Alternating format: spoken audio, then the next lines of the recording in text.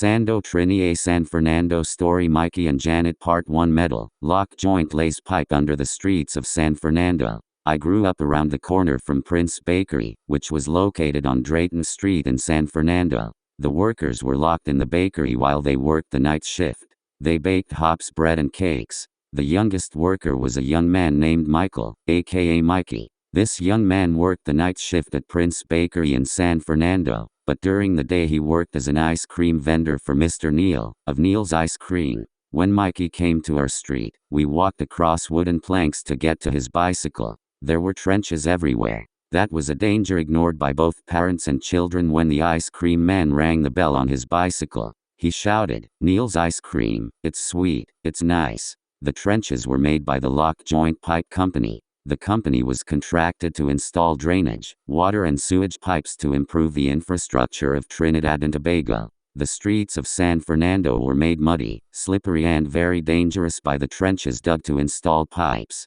Wooden planks were put across the trenches to prevent people from falling in. We were forbidden to play near the covered trenches, but we were both curious and careless. When the workmen left for the day, they covered the trenches with sheets of thick plywood. One evening, a teenage girl named Janet slipped and almost fell into an uncovered part of the trench. Mikey left his bicycle and dropped the ice cream scoop and the stack of cones. He ran to help Janet, as she held onto the edge of the trench. Mikey became her hero that day. A few weeks after, Mikey met Janet at the Prince Bakery outlet. She was in a line to buy bread to take home to her brother Kenneth and her mother, Miss Tiny. Mikey and Janet spoke to each other about the rescue, and after a few more encounters, they became very good friends. Janet attended St. Thomas Aquinas High School, while Mikey had dropped out of the San Fernando Technical School after a year and a half.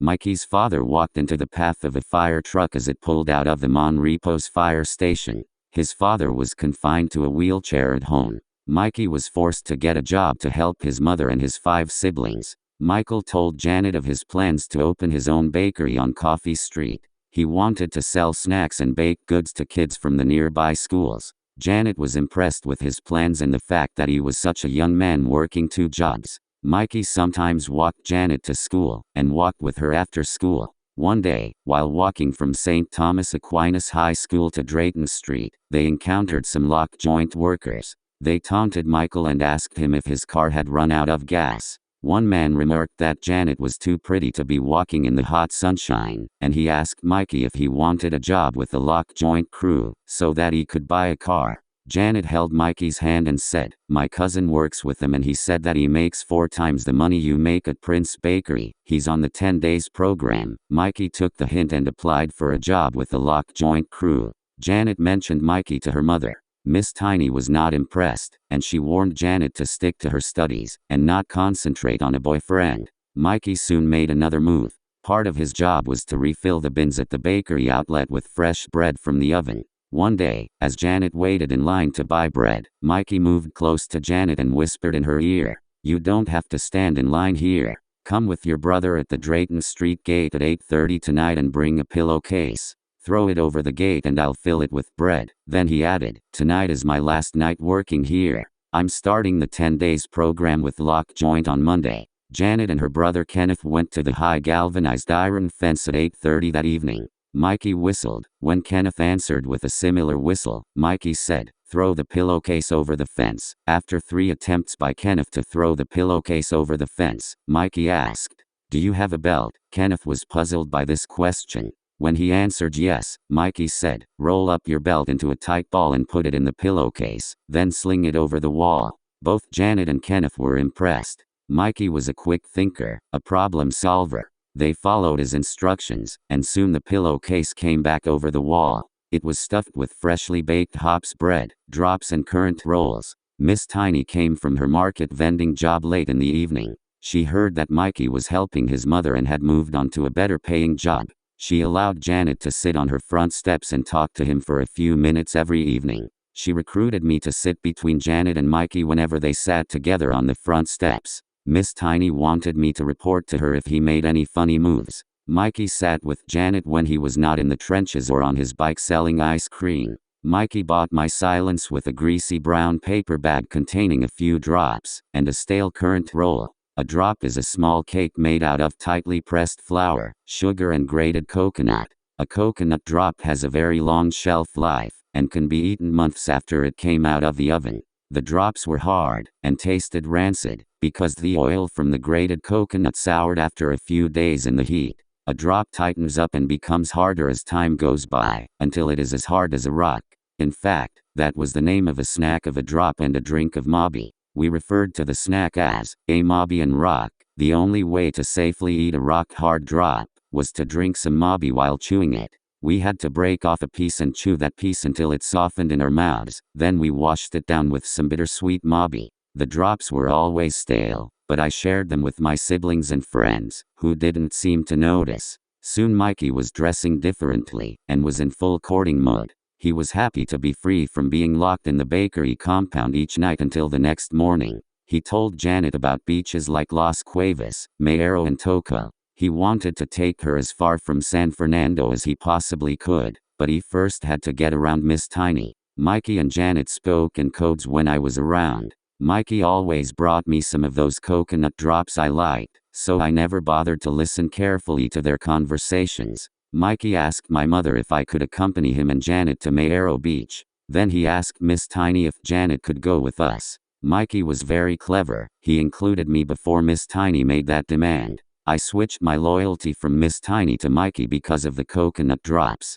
The pastries he gave me were rock hard, and sometimes rancid, when the oil from the grated succumbed to the heat, but I was happy to work for food. Mikey treated me like a pothound, and kept me busy with drops, while he got busy with Janet. My doggy bone was a rock hard drop.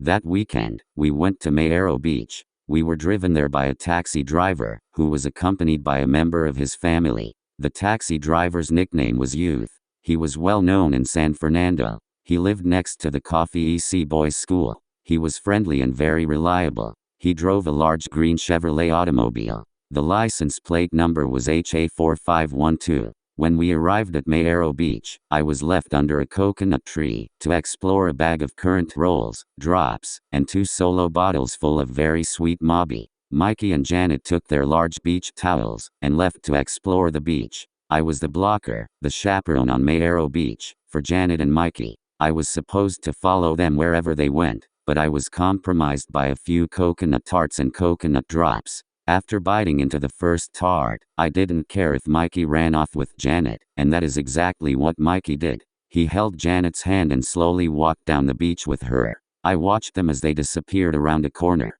I went to work on the greasy paper bag. I dipped my hand into the bag of pastries, and munched away. Slowly, the cane sugar content caused me to nod out. I stared at the waves as they crashed onto the sand. The line of foam and fine sand seemed to get closer to my legs with each surge. The soothing rhythm of the waves soon took its toll on me. I leaned back on the trunk of the coconut tree, nodded a few more times, and fell asleep. My hand remained in the paper bag. My greedy fingers clutched a piece of a currant roll. I dreamed my hand was on fire.